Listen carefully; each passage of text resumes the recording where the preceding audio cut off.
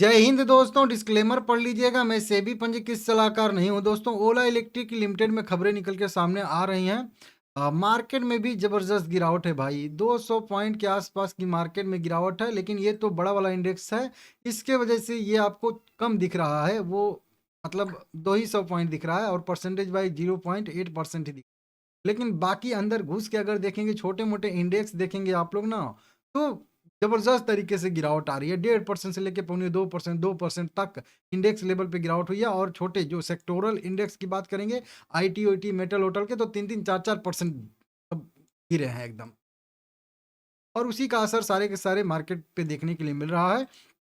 इसको आप लोग समझ लीजिएगा। तो पूरा अगर इंडेक्स लेवल पे देखेंगे, तो 1 से सवा परसेंट के आसपास की गिरावट हुई है। और अगर सेक्टोरल इंडेक्स के लेवल पे देखेंगे, तो 2.5% से 3%, 4% तक की गिरावट देखने के लिए मिल रही है। 41 रुपए के लेवल पे, सपोर्ट लेवल पे आ चुका है। 3% की गिरावट के साथ ओला इलेक्ट्रिक के लिमिटेड ही ओपन हुआ था। गैप डाउन ओपनिंग के साथ ही लगातार गिरावट आई। जैसे मार्केट थोड़ा सा साइडवेज हो रहा है, वैसे निचले स्तर पे, वैसे ओला इलेक्ट्रिक भी निचले स्तर पे साइडवेज होता हुआ हम लोग को दिख रहा है। आज भी इसमें 6.5 करोड़ इक्विटी शेयर ट्रेड हुए हैं। हालाँकि कई दिन से इसमें 13 crore, 14 crore, 12 crore, 18 crore equity share trade हो रहे थे। ठीक है, आज थोड़ा-सा वॉल्यूम घटता हुआ नज़र आ रहा है, क्योंकि गिरावट में सभी लोग थोड़ा-सा हाथ अपना 268 करोड़ रुपए के टोटल शेयर यहाँ पे बाय सेल होते हुए दिख रहे हैं। और 34, 35, 36 पैसे परसेंट का यहाँ पे डिलीवरी परसेंटेज है। सर्किल लिमिट 10% का, अभी बढ़ने की संभावना फिलहाल में 1 आध महीने तो नहीं ही है। खबरें निकल के सामने आ रही हैं लगातार। इसमें जो भी खबरें आई हैं, पॉजिटिव संकेत। कल मैं आप लोगों को बताया था कि 40 के लेवल पे जाएगा तो पहुंचेगा 40 तक, तो इसमें कोई दिक्कत नहीं है 40 तक, ठीक है ना। और इस तरीके से कई सारे ब्रोकरेज रिपोर्ट आई थी, बिक्री का अपडेट आया था, और उसी बिक्री के अपडेट से जुड़ा हुआ भी यह भी अपडेट है, ठीक है ना, ओला इलेक्ट्रिक में।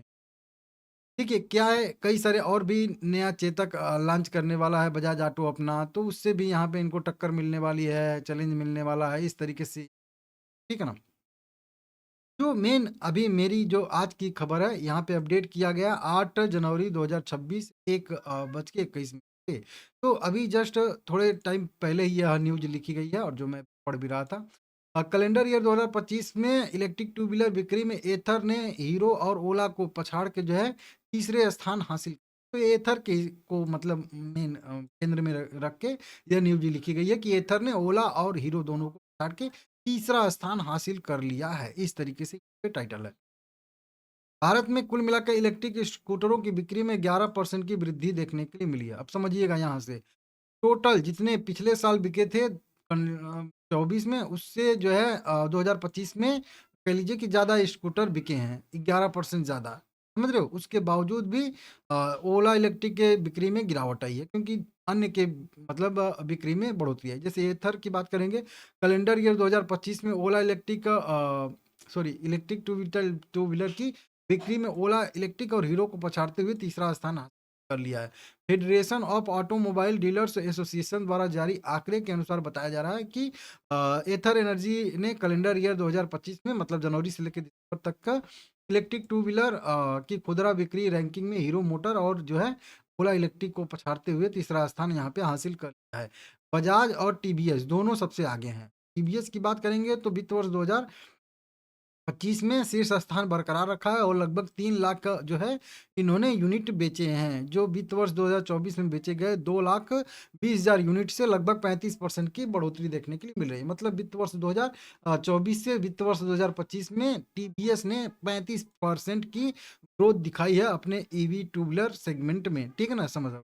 इसमें आई क्यूब कुछ करके है, और बीटर जो है, ये 2-3 जो है स्कूटरें हैं जो धड़ल्ले से कह लीजिए बिक रही हैं। क्रमशः कह लीजिए कि यहाँ पे 94,000 से लेके 1 लाख के मतलब प्राइस के रेंज में ये दोनों आती हैं। तो कम रेंज वाली भी हैं, प्राइस में भी तो अच्छा खासा इनकी बिक्री होती है। दूसरे स्थान पे बजाज जो पहले से ही है। वित्त वर्ष 2025 में वही कह लीजिए कि 2,70,000 के आसपास यूनिट इन्होंने बेचे थे, जो 2024 में लगभग 1,93,000 बेचे गए से लगभग 39%। तो साल दर साल बेसिस पे देख सकते हो, इसने भी 39% की अपनी टू व्हीलर सेल्स में वृद्धि दिखाई है, बजाज भी। समझ रहे हो आप लोग? इस तरीके से। इनकी भी देखेंगे तो चेतक स्कूटर और इस तरीके से कई सारे हैं, जो लगभग 1 लाख के अराउंड प्राइस में आते हैं, ठीक है ना? तो ये तीनों जो है यहाँ पे दोनों शीर्ष स्थान पे हैं। एथर भी 2025 में 2 लाख यूनिट की खुदरा बिक्री के साथ जो है तीसरा स्थान हासिल कर लिया है, जो 2024 से 58-59% की वृद्धि दर्शाता है। मतलब समझ रहे हो कि इस साल 2025 में सबसे ज़्यादा जिसकी ग्रोथ थी वो था एथर एनर्जी लिमिटेड। 1,26,000 यूनिट के अगेंस्ट में 2 लाख यूनिट इन्होंने बेची है और इनकी रिजता 450 और 450 एपेक्स इलेक्ट्रिक स्कूटर हैं, जिनकी कीमत लगभग 1 लाख से लेके जो है 1,90,000 तक जाती है इस तरीके। अब यहाँ पे देखिए 1,90,000 तक इनका प्राइस भी थोड़ा-सा ज़्यादा वाला है।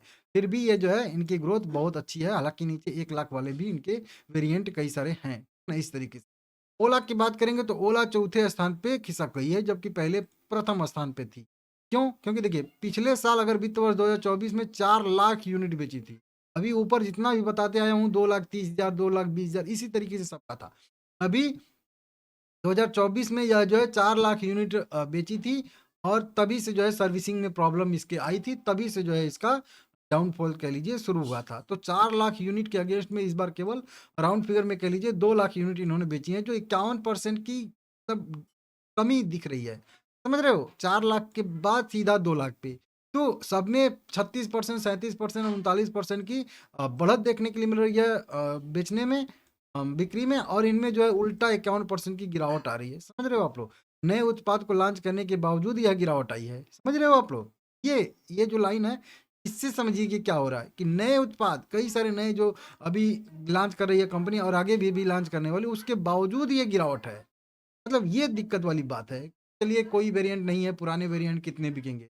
नहीं, नया-नया वेरिएंट कंपनी लॉन्च कर रही है, नए-नए उत्पाद लॉन्च कर रही है, उसके बावजूद 1 लाख के आसपास इनके S1 स्कूटर की रेंज यहाँ पे बताई जा रही है, जो देख हीरो मोटोकॉर्प भी पीछे है, 5वें स्थान पे है। 1 लाख यूनिट इन्होंने बेचा है, जबकि 2024 में इन्होंने तो केवल 43 लाख यूनिट ही बेची थी। ठीक है ना? हालाँकि इनके जो है सेल्स में 150% की वृद्धि है हीरो में। मतलब समझ सकते हो, इन लोगों की वृद्धि है। और इनका जो है क्रमशः मतलब कम प्राइस में आता है, 73,000 से 1 लाख के एक शोरूम प्राइस पे आता है। तो इस तरीके से यहाँ पे बताया गया है। बाकी नीचे की साइड में और भी कई सारी दिख जाएँगी। वित्त वर्ष 2025 में लगभग टोटल 12,80,000 इलेक्ट्रिक दोपहिया वाहन बिके हैं, जबकि 24 में यह थे 11,50,000 यूनिट। तो लगभग 1,20,000 यूनिट जो है इस साल ज़्यादा बिकी हैं। समझ रहे हो आप लोग? लेकिन उसके बावजूद भी ये जो है दिक्कत देखने के लिए मिल रही है ओला इलेक्ट्रिक की वजह से शेयर में थोड़ा-सा दबाव है। देखिए पॉजिटिव संकेत यहाँ से यही है कि 3 दिन लगातार तेज़ी हुई थी, 3 दिन गिरावट आई।